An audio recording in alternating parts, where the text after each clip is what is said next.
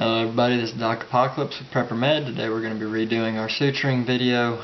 We're going to talk about using the suture strips, since I mentioned in the Plight of the Living Med review that I've never used them. So we're going to try them out and see how they work for closing up our wounded banana we have here.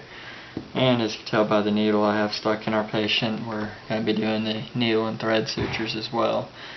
Some differences. Ever gotten sutures at the hospital, you probably noticed they're using tweezers and stuff to move the needle and thread, and you got sterile op site and all that set up for around the wound.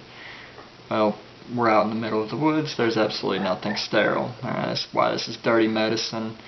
Infection is going to happen. The reason we're doing sutures is trying to minimize the infection as much as possible. Try to keep the wound clean, try to keep yourself as clean as possible while you're doing the sutures, but understand infection is going to happen. So what I'm going to show you is just using your hands to maneuver the needle and thread, and the same thing for the suture strips. Like I said, clean your hands as much as possible, but don't get too wrapped around the axle. There's nothing sterile in our environment. Alright, if we can move in a little bit closer here, we're going to go ahead and give a shot at this first suture. Don't want it to be right down here at the end of the wound, but I don't want to be too far away because I do want to close this section of the wound as well, as much as we can. Alright, I'm getting too close to the wound. There we go.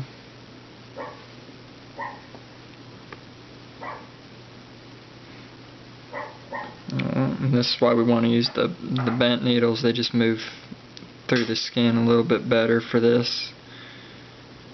Straight needle will work as well, just might get a little bit more fight trying to get it straight through there.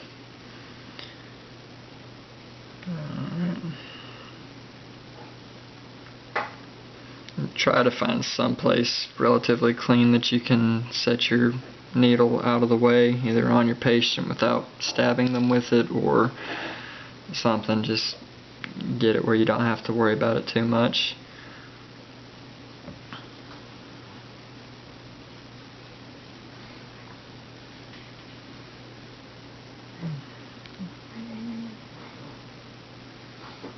One of the things you want to watch for too, this is why I recommend we start practicing on a banana as opposed to practicing on an orange before you find yourself in a situation where you're going to have to do this in real life, is because the banana's just a little bit more forgiving as far as the skin tearing. The orange is going to be a little bit more realistic. There we go, I got the wrong side of the thread. The orange is going to be a little bit more, and I just ripped through, so we'll go ahead and pull that out and try again. There we go. Quit trying to work while I talk. The banana skin is just going to be a little bit more forgiving. You just saw I tore through. That's going to happen a lot more easily with the orange's skin because it has lines in it just like our skin does. So the orange will be more realistic to practice on. But if you're just starting out, you probably want to go ahead and practice on the banana so you don't get too frustrated before you get the hang of it. As you can tell, I'm a little bit rusty. We'll just try a little bit further away from the wound, see if we can prevent another tear through.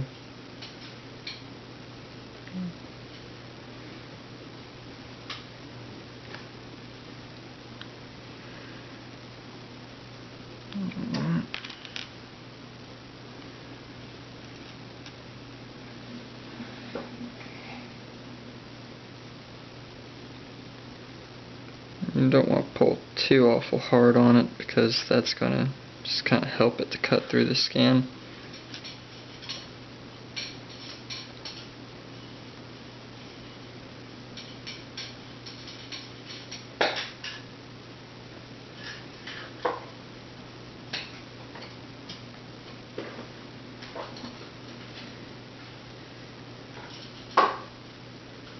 And then we'll try to tighten that up as much as we can. There we go. And you can see it's starting to pull the wound closed a little bit. We don't want to really rush it too much. We do want our knot offset one side or the other from the wound. That way it's not getting stuck right there in the middle, get scabbed over and all that in the healing process. because we want them to be able to see that knot. It's just a little bit easier when they go to remove it if they can cut next to the knot and then just grab a hold of that with the tweezers and pull it out.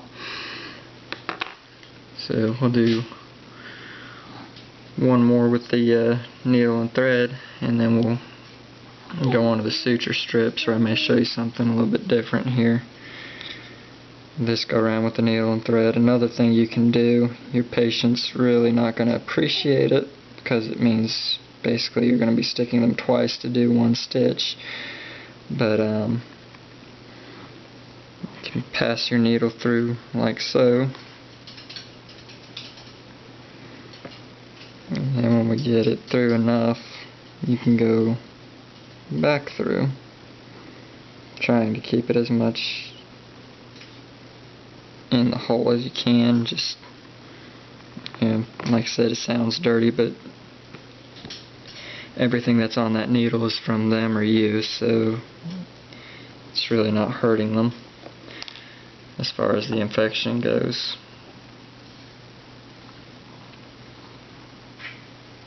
Alright.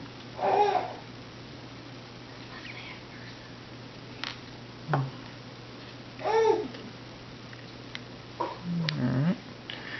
So there's that way. You can see what I was talking about there with the tear through on that one. We started back here, it's moved all the way to right there, and really didn't close our wound up any better than this single stitch did, so I just kind of like the single stitch a little bit better. It looks a little bit more tidy. I think we're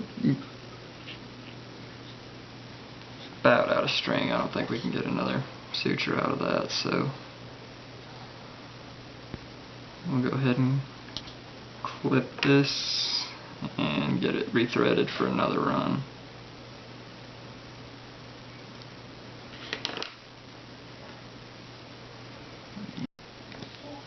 Alright guys, we've got her rethreaded. We're going to try just a couple more sutures with the needle and thread, and then we're going to go on to the suture strip method, which, playing with it a little bit last go around, I was really pretty surprised and pretty pleased with the way that they worked. So we're just going to do a couple more this way and then we'll get it done.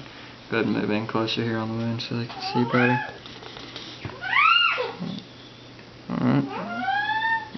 Like I said, not too far from the wound, but not so close that if it tears a little bit, it's going to push right through.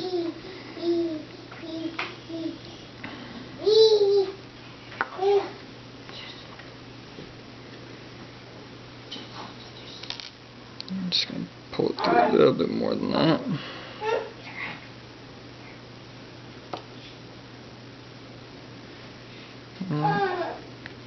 If you can tell, what we're using is just a regular square knot.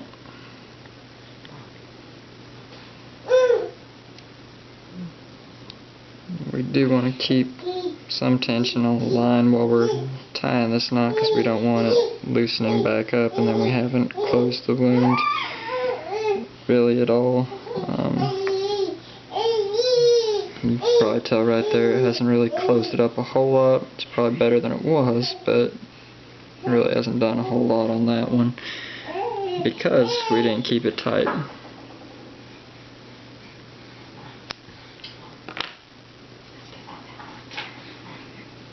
So we'll do one more again like that and try to keep a little bit better tension so we can see how it's supposed to close up. This banana's not really all that fresh either, so it's probably having a little bit of an impact, but you know, skin tears too, so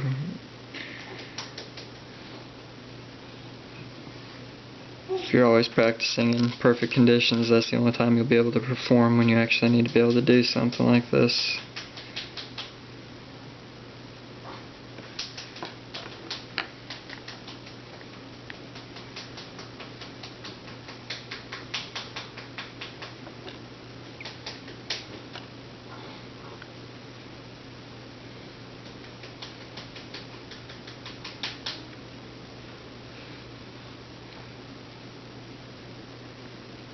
Yeah, that's about as tight as I'm going to be able to get it without tearing it out, so go ahead and leave that one there.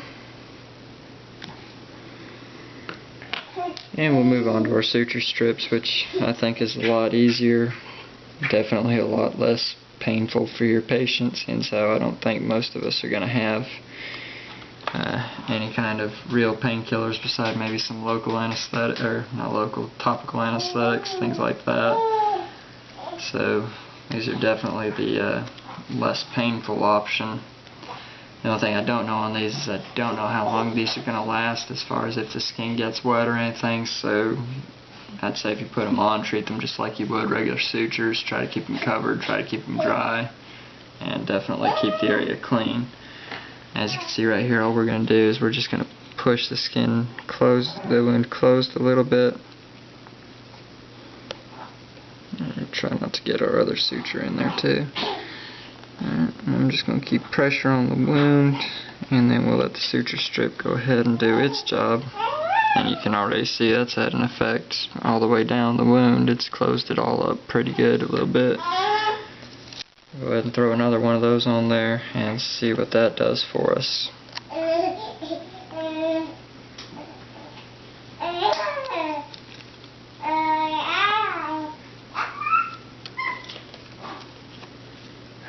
If I can get it off the package. There we go.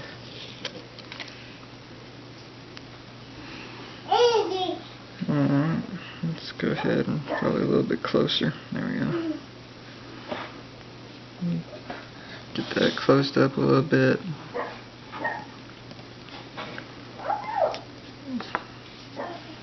And that's looking pretty good. And once we've done that all the way along the wound, what we're going to do is just go ahead, probably throw some triple antibiotic ointment or something like that on there, and then just go ahead and from there we'll go ahead and put a dressing over the wound. Just using something like Curlex or an emergency dressing, something like that, just to keep it covered. And then from there, just keep trugging on, get them out of there as soon as you can so they can actually get back to higher medical care and go ahead and get the antibiotics started, because like I said, they will get infected. I mean, unless you've got a small emergency room in your med kit, infection's going to happen, so getting them to where they can start their antibiotic treatment is going to be pretty important at this point, especially if they've got a wound like that, because you can only imagine the type of infection that you're going to get with that. So I hope this was helpful. If you need any clarification on anything, just go ahead and leave it in the comment section or message us on Facebook, and we'll be happy to answer any questions that we can. Until next time, it's Doc Apocalypse. We'll see you later.